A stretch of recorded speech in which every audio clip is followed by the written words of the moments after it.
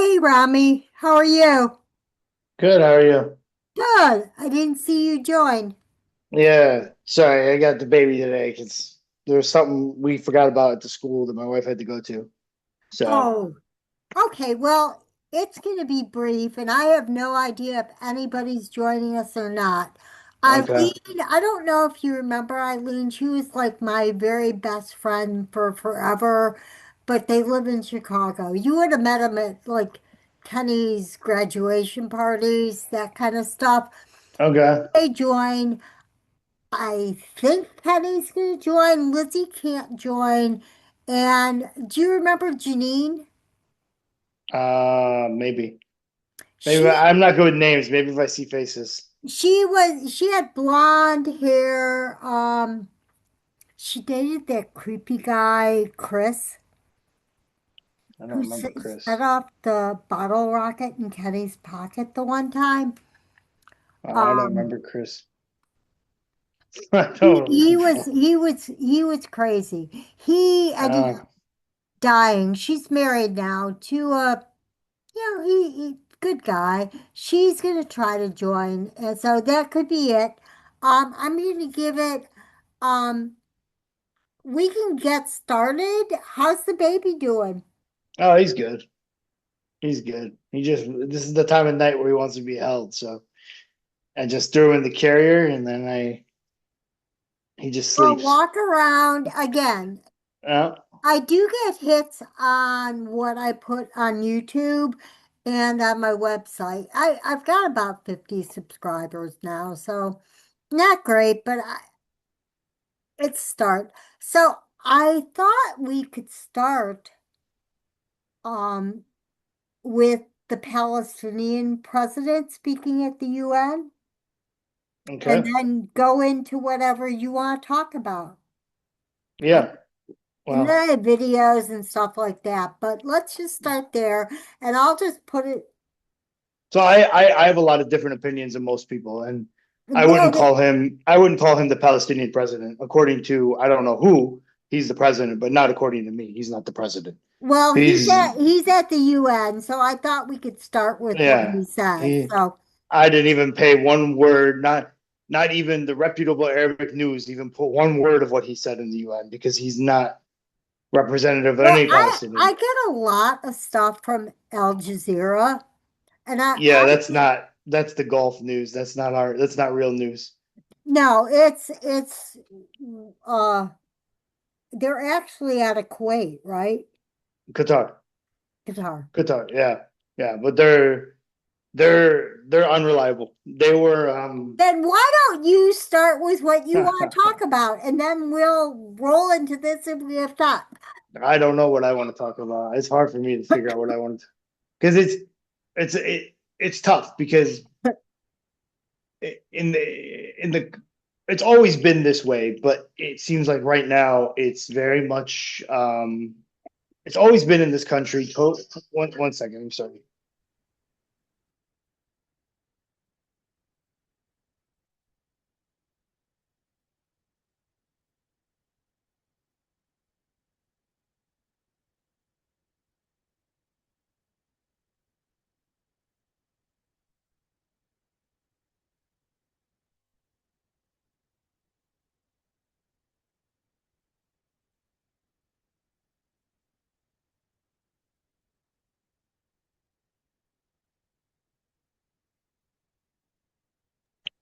Sorry about that. Oh, that's Uh, okay. kids fighting over TV. I want to be very careful because it's always been this way in this country, except now it's more prevalent to be criminally charged for not towing the line. Um, I grew up in, I was born and raised here, but I know that if you don't follow the guidelines of what the whole population public wants, you're chastised, you're criticized, you're put down if you don't toe the line. So my views are very outside the box of normality, and mine come from experience, research, understanding, and knowing. Have you been there?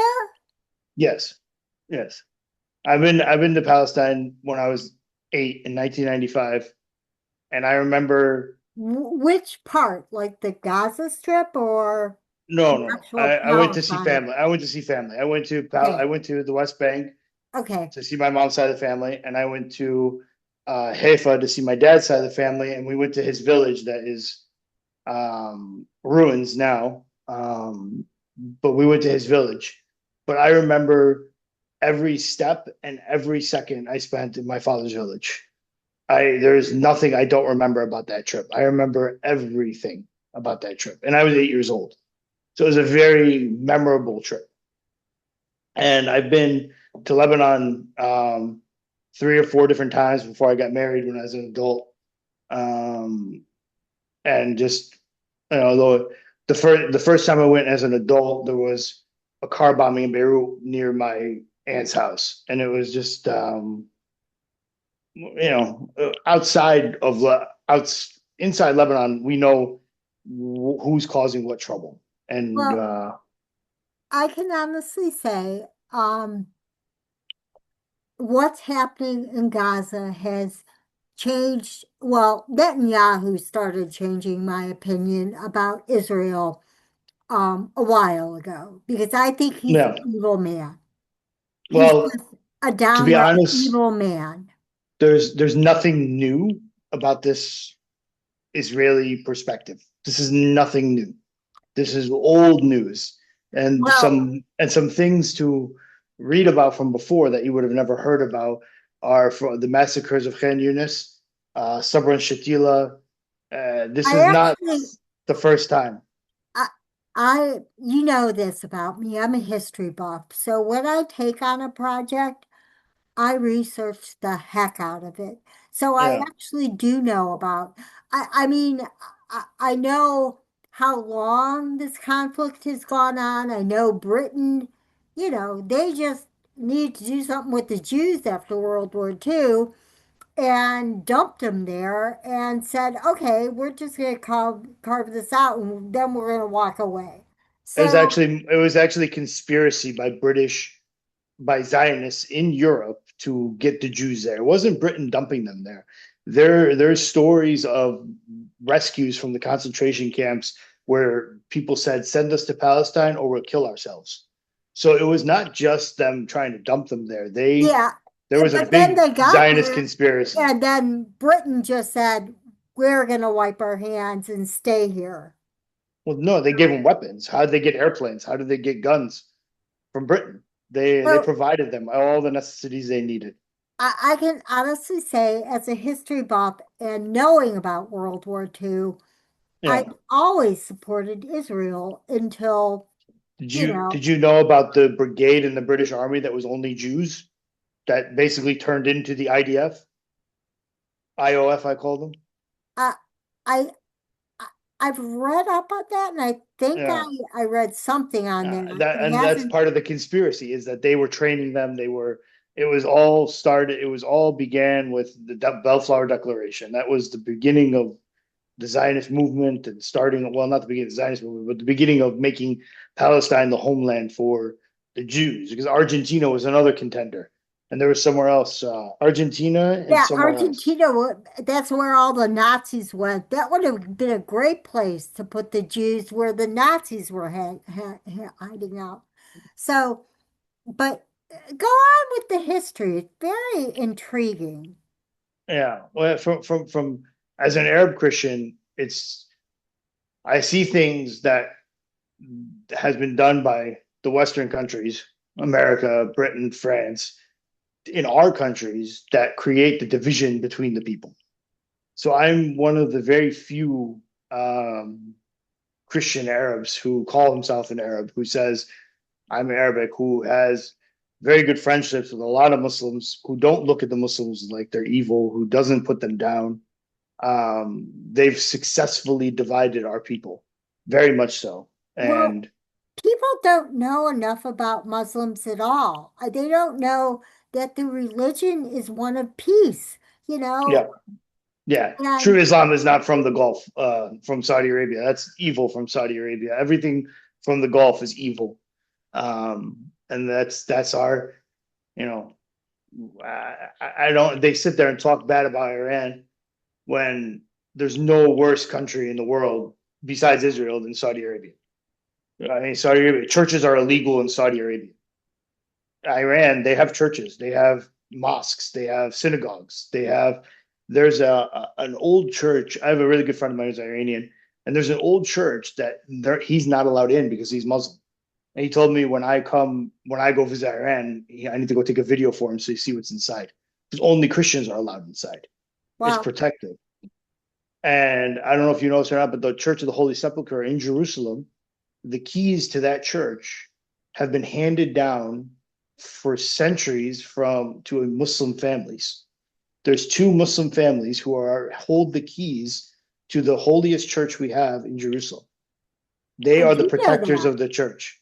And they were put in place by the families were put in place by Salah ad-Din when he took back Jerusalem from the Crusaders, from the Roman Catholic Church. Ooh, this is another contention point for me. That's I don't know how they call themselves a church with all the atrocities they've done, not only in the Middle East but in North America themselves too. Like Well, Christianity and the Crusades were evil and horrible, you know? So the Knights of the Templar, I would argue Western Christianity because the Christianity in the Middle East, we didn't go around and do any of that.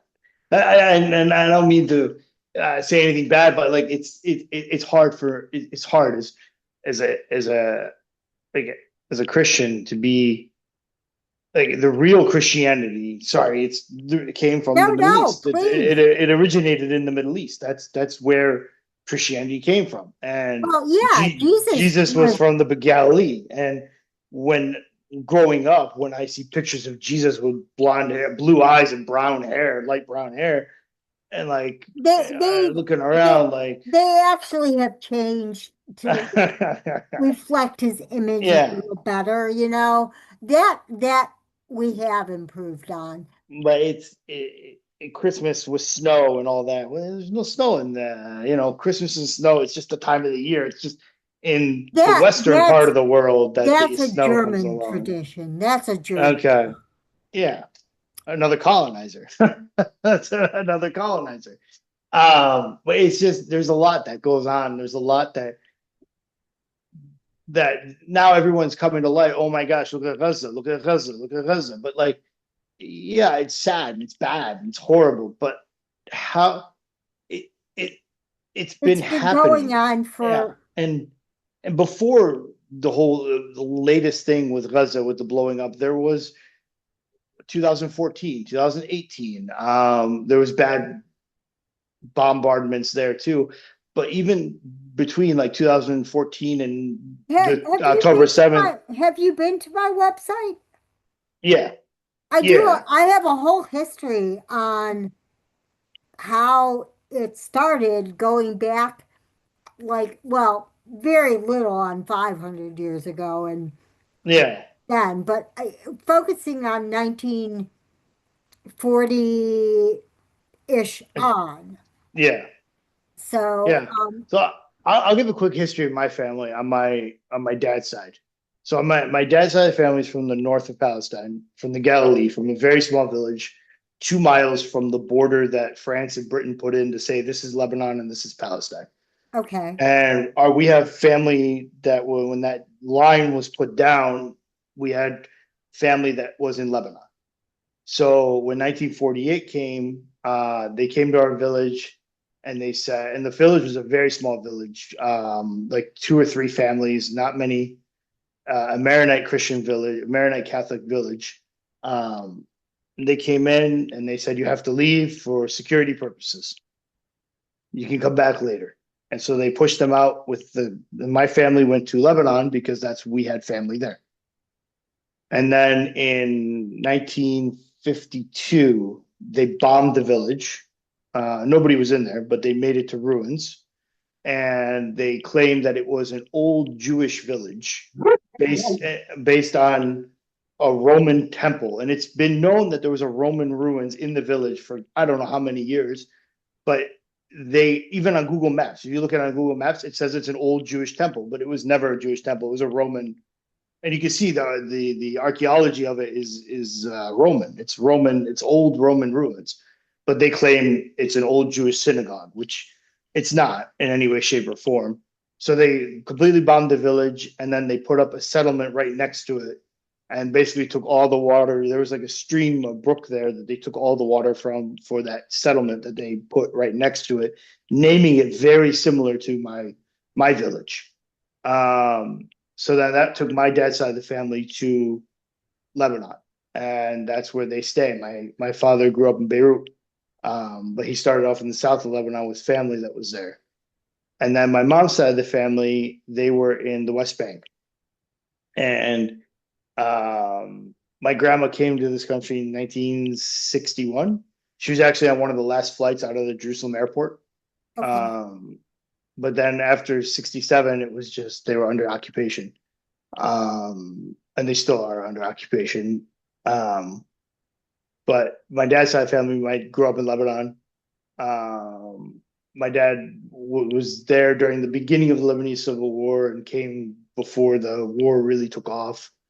And that war was also against Palestinians and Muslims, but it was basically Israel and America backing Christian militias to go after Palestinians, no matter if they're Christian or not, and Muslims. And my dad's side of the family is Maronite Catholic, and they were in a area of Beirut that is for Maronite Catholics. And there was many times the militia came and said, "You're not welcome here. You're Palestinian. You have to leave, or we'll burn the house with you in it."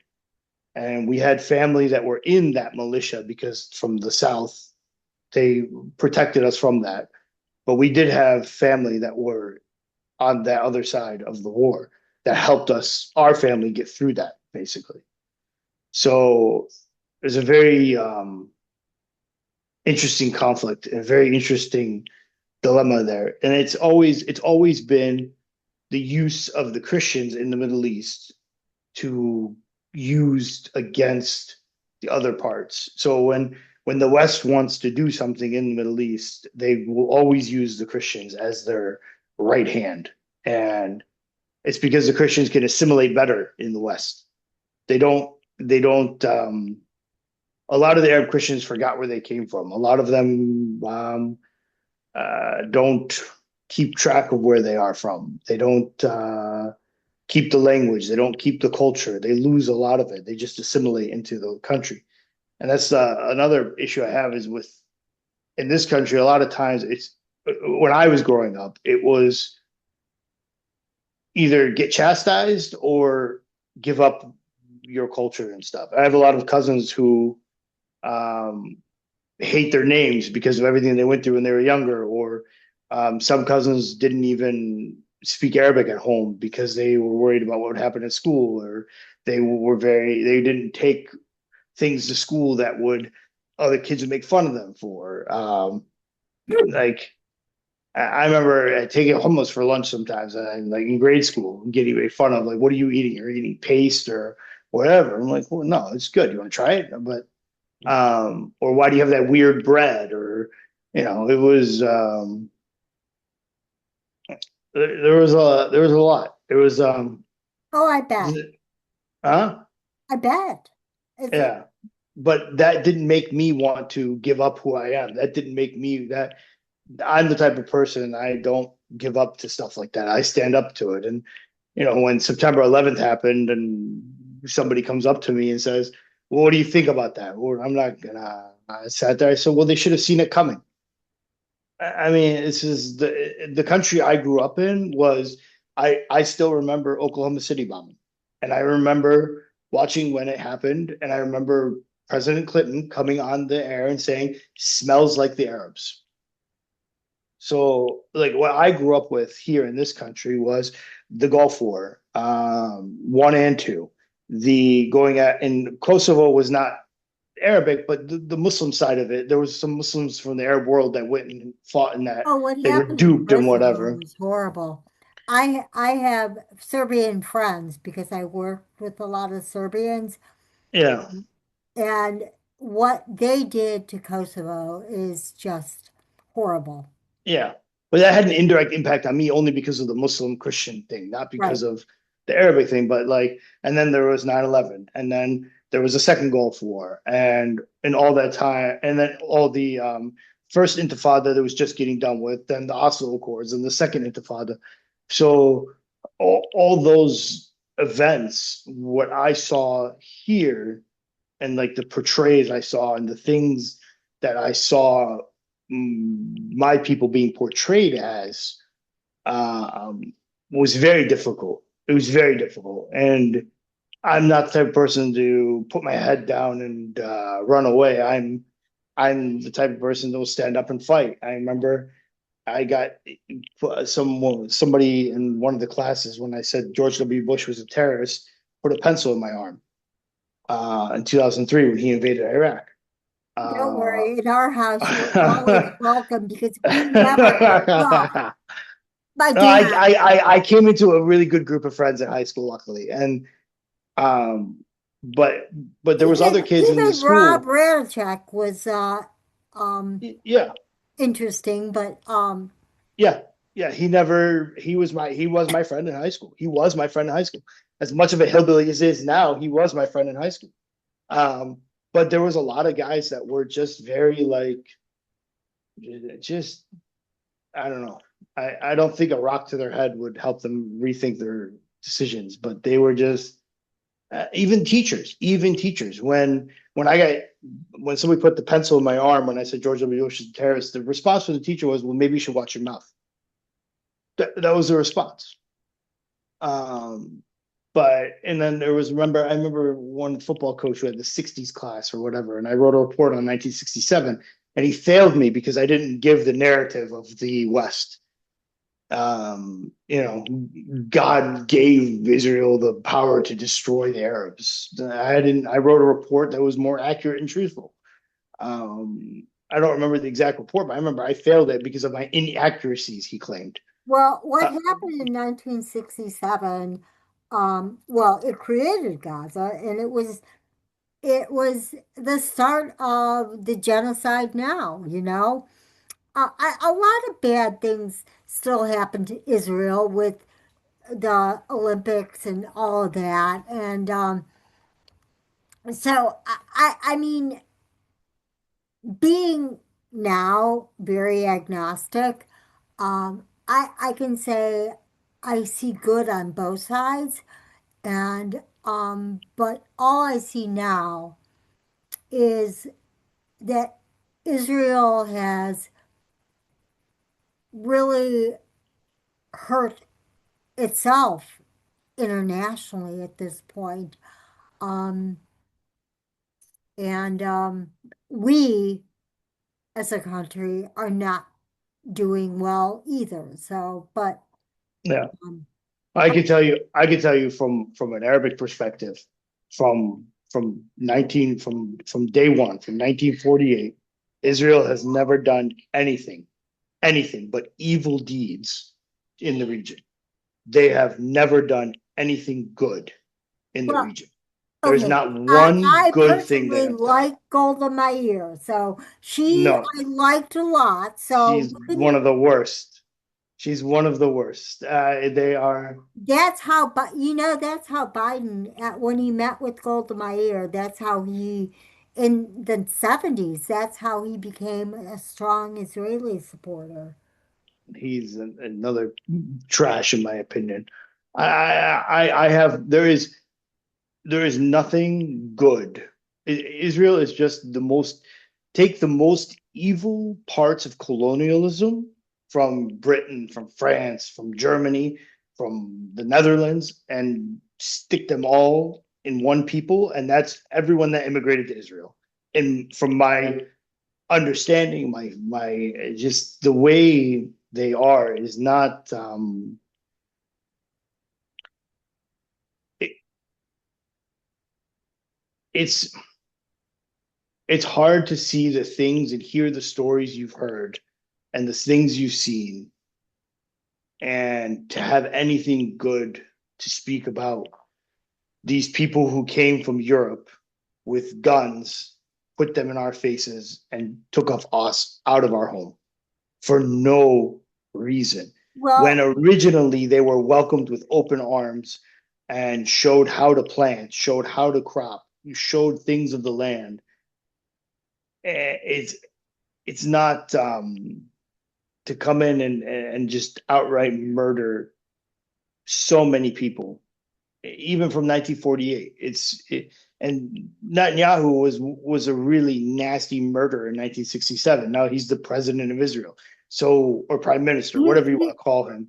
So He's been an evil man for like that tells you the mentality of the people that vote for him, right? I mean, it says a lot. It says a lot. I don't know. It's not. there They're are a lot of Israelis that are fighting back too. Because I personally believe the leaders of Israel knew that October 7th was going to happen and didn't stop it. I really believe that. I don't know. I don't know how they didn't think it was coming. What they're doing, how long they've been starving Gaza for. I mean, it's since 2007. Since 2007. And why did they start what they started? Because the people elected a group that they did not like.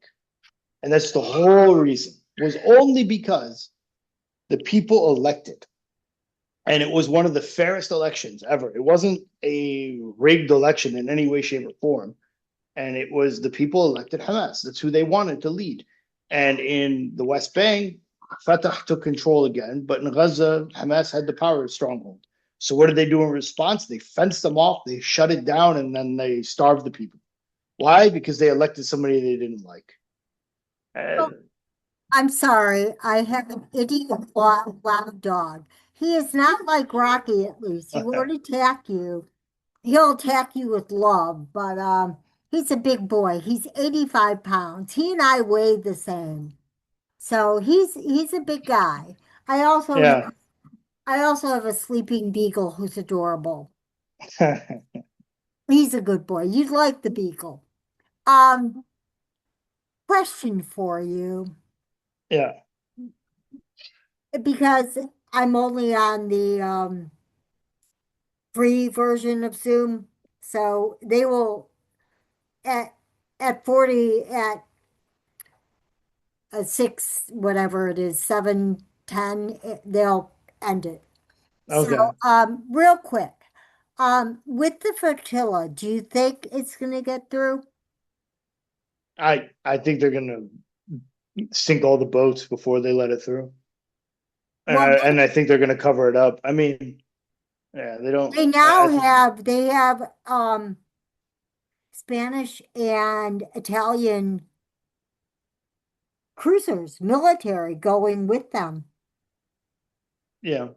I I Well, don't know. History tells me a different story because I remember from the history 1973 when the USS Liberty was bombed by the Israelis. Nothing came of that. So, I mean, yeah, there are Italian and Spanish cruisers with them, but is that going to do anything? We're going to well, find out. they're also saying, okay, they're saying Greta Thunberg is Hamas. So, really? she's she's just some lady that I don't know how she got even famous. I don't know. It's another one that Because I'm confused on. she sailed. Yeah, yeah, she said, but before that, she was known before that, and I forgot what her Well, big spiel she's was. an environmentalist, so she's um big on the environmentalists. And the other guy is from Game of Thrones. He's on that too, right? I have no idea. I'm not following it at all. I don't. With I three don't. kids, you don't have a lot of time to follow. No, I'm more read the news on the on what the resistance is doing because in my mind, the only thing anything taken by force is only returned by force. I don't think diplomacy and peace is going to do anything personally. Well, That's my they're opinion. bombing Israel.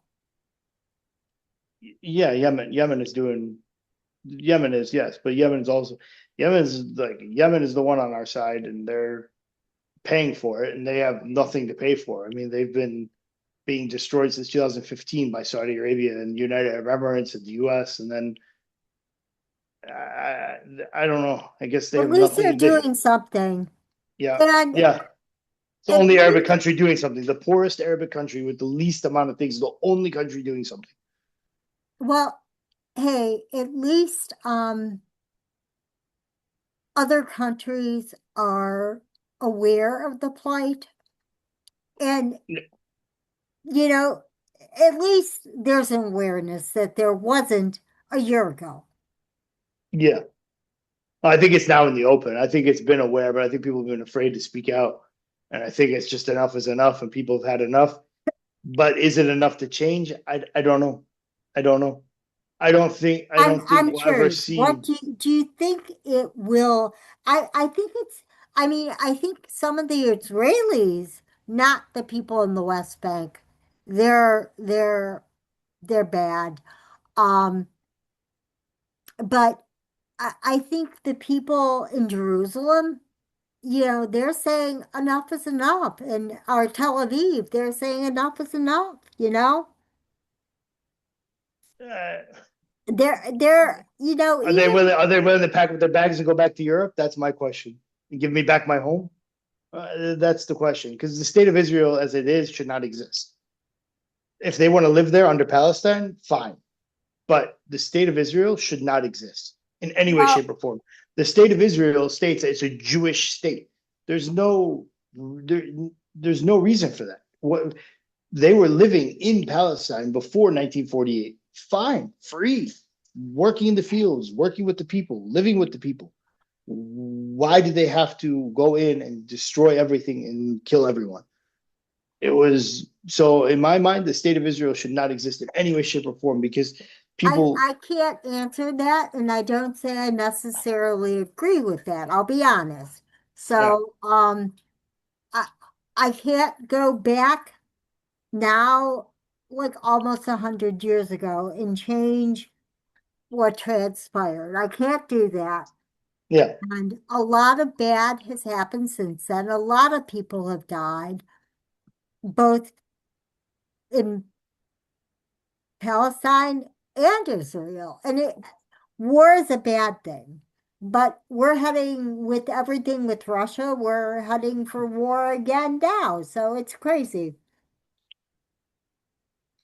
yeah. So this is going to end in about a couple minutes. So I Okay, want to thank you for joining. yeah. And it was very interesting. What are your mom and dad's first names? Yusuf and Nelly. I couldn't remember. Yeah, And I met your dad a couple of times, but I met your mom especially when you hurt your leg, right?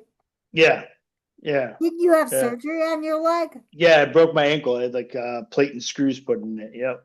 And you were Yeah, coming senior over year.